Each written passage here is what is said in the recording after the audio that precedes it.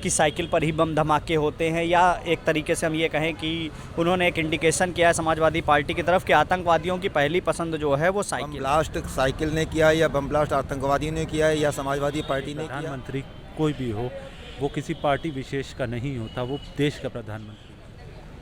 नमस्कार, आप देख रहे हैं दिल्ली न्यूज़ कास्ट। इस वक्त मैं लखनऊ में हूं और जैसा कि आप सभी जान रहे हैं कि लखनऊ में चौथे चरण में चुनाव होना है, जो कि 23 फरवरी को होगा और उसका जो प्रचार प्रसार है आज ही समाप्त हो जाएगा। ऐसे में कल प्रधानमंत्री मोदी ने एक बयान दिया है जिस पे जो लगातार सुर्खियों में, लगातार उस पर जो विपक्षी दल के नेता हैं वो लगातार बयान अपना दे रहे हैं, अपनी प्रतिक्रिया दे रहे हैं। ऐसे में हम आम लोगों से भी पूछते हैं कि वो इस बयान को कैसे देखते हैं। तो सबसे पहले जो प्रधानमंत्री का बयान है वो मैं आपको सुनाता हूँ। शायद ही पहली बार आतंकवादियों ने धमाका किया होगा, वहां भी काफी लोग मारे गए, लेकिन इन्होंने क्या किया साथियों, इन्होंने क्या किया? यहां समाजवादी पार्टी का जो चुनाव सिंबल है ना, उनका चुनाव का निशान है ना, तो शुरू में जो बम धमाके हुए वो सारे के सारे बम धमाके उन्होंने बम साइकिल पे रखे हुए थे।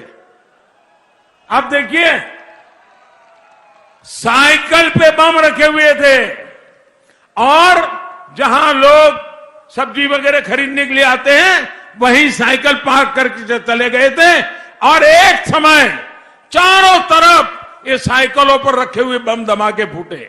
मैं हैरान हूं, ये साइकिल को उन्होंने क्यों पसंद किया? आप बताइए कैसे देखते हैं इस बयान को आप? सर, जैसा कि आप जानते हैं, हमारे प्रधानमंत्री नरेंद्र मोदी जी को इस तरह का बयान बिल्कुल भी नहीं देना चाहिए था। देखिए, प्रधानमंत्री कोई भी हो, वो किसी पार्टी विशेष का नहीं होता, वो देश का प्रधानमंत्री होता है। ठीक, अगर जो इंसान देश का प्रधानमंत्री है उसे किसी एक पार्टी विशेष के चुनाव चिन्ह पे इस तरह की बयानबाजी या टिप्पणी नहीं करनी चाहिए।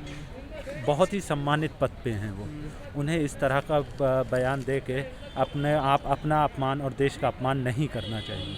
तो अब देखिए, यहाँ पे जो 23 फरवरी को चुनाव है, आज यहाँ पे ख़त्म हो जाएगी वोटिंग, ये चुनाव का प्रचार प्रसार है। तो कैसे देख रहे हैं, मतलब आप पूरे जो प्रचार प्रसार 3 चरण का चुनाव हो चुका है, आपको क्या लग रहा है? सर, काफ़ी सारी पार्टियां अपनी अपनी कोशिश कर रही हैं, लेकिन मुझे अपना पर्सनल व्यू बताऊं तो मुझे लग रहा है इस बार समाजवादी पार्टी लीड करेगी। कि मैं लगातार लोगों से जो प्रधानमंत्री का बयान जो उन्होंने कल दिया है अपने एक चुनावी भाषण के दौरान, मैं उस पर लोगों से रिएक्शन लेने का प्रयास कर रहा हूँ।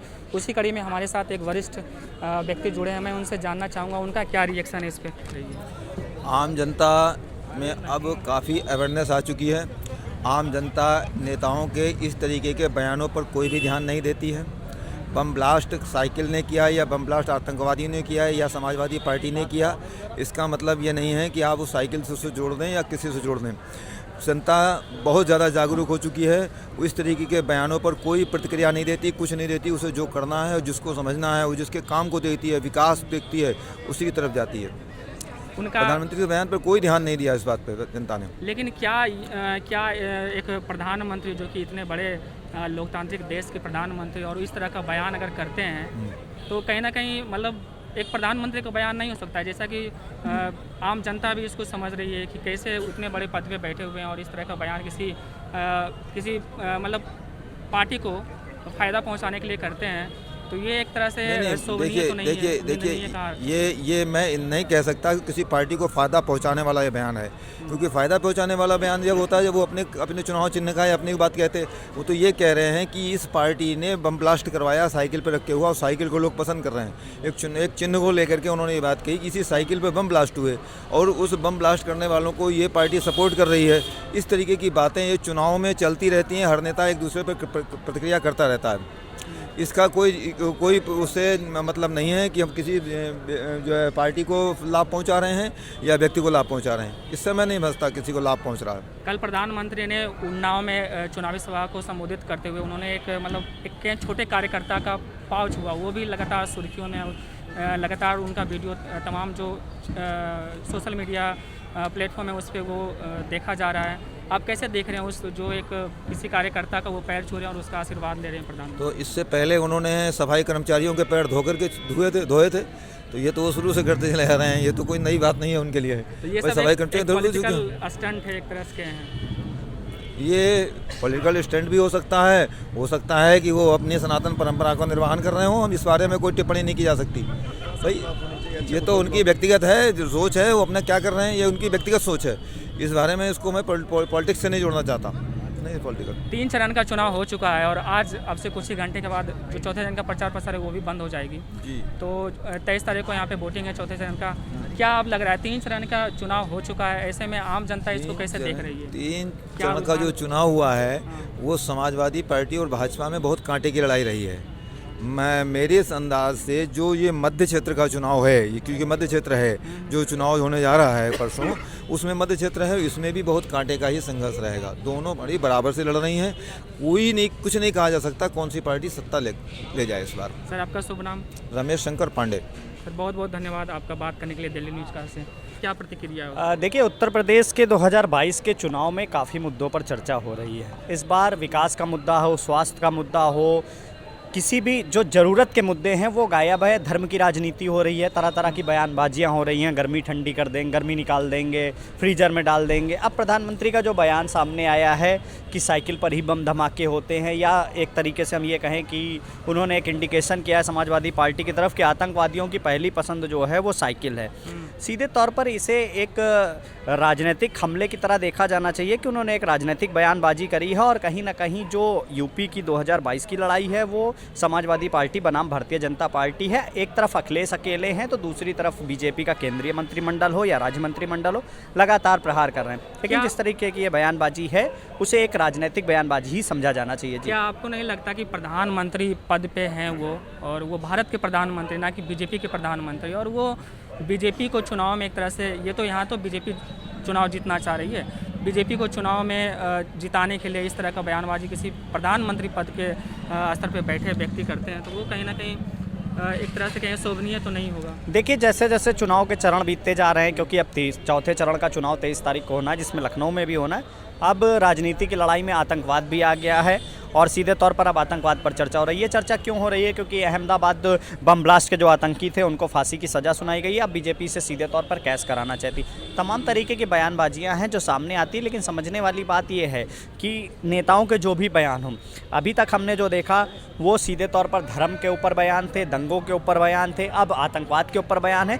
मूल ज़रूरतें जो हैं उन पर नेता कब बात करेंगे? चाहे वो भारतीय जनता पार्टी के हों, चाहे वो समाजवादी पार्टी के हों। विकास के मुद्दे पे क्यों नहीं बात करते? रोजगार के मुद्दे पे बात करें, स्वास्थ्य के मुद्दे पे बात करें, शिक्षा के मुद्दे पे बात करें। लखनऊ में रोजगार नहीं है, यूपी में रोजगार नहीं, रोजगार पर क्यों नहीं बात करते? जब भी चुनाव आता है तो सीधे तौर पर या तो हिंदू मुस्लिम या इस तरीके की बयानबाजियां क्यों होती हैं? आपने कहा कि कोई पार्टी जो है रोजगार के मुद्दे पे बात नहीं करती, और आप देखें जो कांग्रेस का जो इस बार का पूरा उनका मैनिफेस्टो रहा है, जो इतना भी घोषणा पत्र जारी उन्होंने किया है उत्तर प्रदेश चुनाव के लिए, उसमें वो बहुत सारी ऐसी बातें की है जो एक तरह से कहें जो जनता चाह रहे थे, जनता के वो तमाम मुद्दे पे वो उन्होंने बात किया, लेकिन जनता उसको कहाँ सीरियसली ले रही है? जनता तो उसको गंभीर। देखिए, सीधे तौर पर मैनिफेस्टो की अगर हम बात करें तो हर पार्टी के मैनिफेस्टो में बहुत कुछ लिखा होता है। सही मायने में एक कानून बनना चाहिए कि जो भी पार्टी मैनिफेस्टो दे और वो सत्ता में आए तो उसे अपने मैनिफेस्टो की एक एक चीज़ पूरी करनी चाहिए।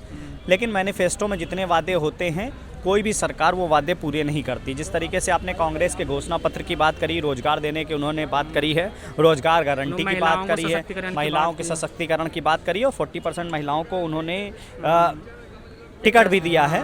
लेकिन समझने वाली बात आप समझिएगा सीधे तौर पर कि मैनिफेस्टो अपनी जगह है।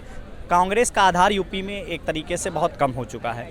कांग्रेस के लिए भी एक बार ये वर्चस्व की लड़ाई है 2022 की, क्योंकि अगर वो अपना जनाधार खड़ा कर लेते तो आने वाले लोकसभा चुनाव में उनको फ़ायदा हो सकता है। अब 10 मार्च के जो दिन होंगे वो नतीजों के दिन होंगे, वो तय करेंगे। लेकिन जनता को अभी भी कांग्रेस का मैनिफेस्टो समझ में नहीं आया। इस पर कांग्रेस को कड़ी मेहनत करने की ज़रूरत है, ज़मीनी लेवल पर मेहनत करने की ज़रूरत है। डोर टू डोर कैंपेनिंग हो रही, सब कुछ हो रही, लेकिन वहाँ भी वन मैन आर्मी वाला शो है। अगर प्रियंका वाड्रा कांग्रेस से अलग कर दीजिए तो कांग्रेस कहीं ना कहीं अधर में खड़ी हुई दिखाई देती है। कांग्रेस को मजबूत करने के लिए संगठन को मजबूत करना होगा। जी, 3 चरण का चुनाव हो चुका है, इसके बाद आम पब्लिक क्या देख रही है, कैसे देख रही है उस पूरे जो वोटिंग हो चुका है, 3 चरण का वोटिंग हो चुका है और आने वाले 23 तारीख को यहाँ चौथे चरण का वोटिंग होगा लखनऊ में, क्या लग रहा है, कुछ समझ में आया है आम जनता को किसकी लहर है? क्या इस बार फिर से बीजेपी की लहर है या फिर वो कहीं ना कहीं बदलती दिख रही है, वो समाजवादी पार्टी की ओर झुकती हुई दिख रही है? देखिए मैंने जैसे आपसे कहा कि यहाँ की जनता किसको वोट करेगी ये 10 मार्च का दिन तय करेगा, लेकिन अब यूपी के लोगों को चाहिए। इसमें नेता ही नहीं जिम्मेदार हैं, इसमें जनता भी जिम्मेदार है। जनता को मज़ा आती है मंदिर मस्जिद की बातों पे, जनता को मज़ा आती है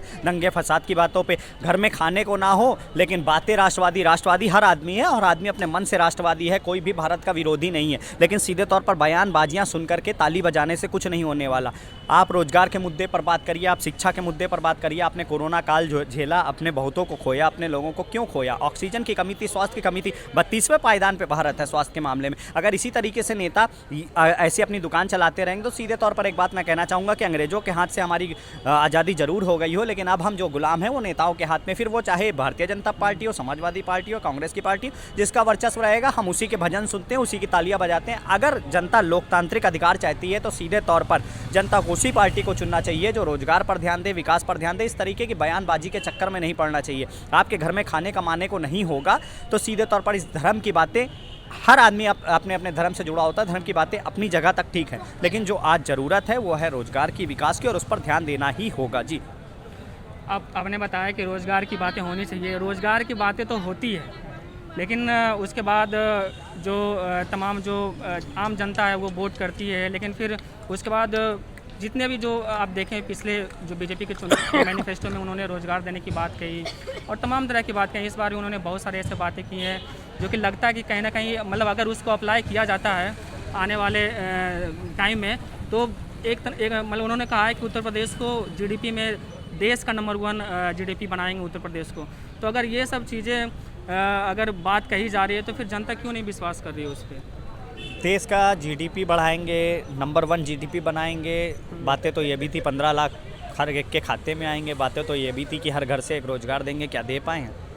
भारत की जनता को ज़रूरत है रोज़गार की। देखिए, इस बात को एक्सेप्ट करे भारतीय जनता पार्टी या ना करे, 5 साल में योगी सरकार सिर्फ और सिर्फ सरकार ने नहीं चलाई है, अधिकारियों ने चलाई है। कागज़ के जो आंकड़े योगी आदित्यनाथ पेश करते थे वो आंकड़े कहीं ना कहीं सिर्फ आंकड़े तक ही सीमित थे। अगर इतना ही रोज़गार यूपी में फल फूल रहा है तो यहाँ के आदमी को बाहर जाने की ज़रूरत क्यों पड़ती है? हमारे घर से, आपके घर से लोग बाहर नौकरी कर रहे हैं, दूसरे प्रदेशों में नौकरी कर रहे हैं। IT सिटी लखनऊ में बसा था, क्या हुआ IT सिटी का? कोई काम हुआ? लखनऊ में कौन से रोजगार आ गए? आपने इन्वेस्टर सबमिट कर दिया, करोड़ों रुपए फूंक दिए, कई सौ करोड़ के MOU तो ऐसे साइन हो रहे थे जैसे कल ही रोजगार लग जाएगा। लेकिन हुआ क्या? जनता को रोजगार चाहिए ही है, पढ़े लिखे लोगों को रोजगार चाहिए ही है। इस पर सरकार को काम करना चाहिए। कई मायनों में योगी सरकार अच्छी रही है, लेकिन रोजगार के मामले में पूरी तरीके से विफल रही है। आप पोस्टर लगा लीजिए, आपका जनता का पैसा है, फूकिए, पोस्टर लगाइए, प्रचार प्रसार करिए, हमने इतने रोजगार दे दिए। आप आंकड़ा पेश करिए ना, आप लोगों को सामने खड़ा करिए। अरे यहाँ तो कई ऐसे तथ्य खुल करके सामने आए कि जो एक विज्ञापन का ऐड कर रहा है हमें रोजगार मिला, वही दूसरे विज्ञापन में कह रहा है हमें सिलेंडर मिला। इसका मतलब कि आप TRP कंपनियों से काम करा रहे हैं, मार्केटिंग कंपनियों से काम करा रहे हैं। आप ऐड देख करके खुद भी ताली बजाना चाहते हैं और चाहते हैं जनता भी ताली बजाए। तो जनता 10 मार्च को जवाब देगी। जनता किसके हक में फैसला लेगी ये कहना जल्दबाजी होगी, लेकिन अगर एक बार फिर अगर योगी सरकार को मौका मिलता है तो रोजगार पर ध्यान नहीं देंगे तो सीधे तौर पर बीजेपी को लोकसभा चुनाव में भी ये नुकसान उठाना पड़ेगा। जी।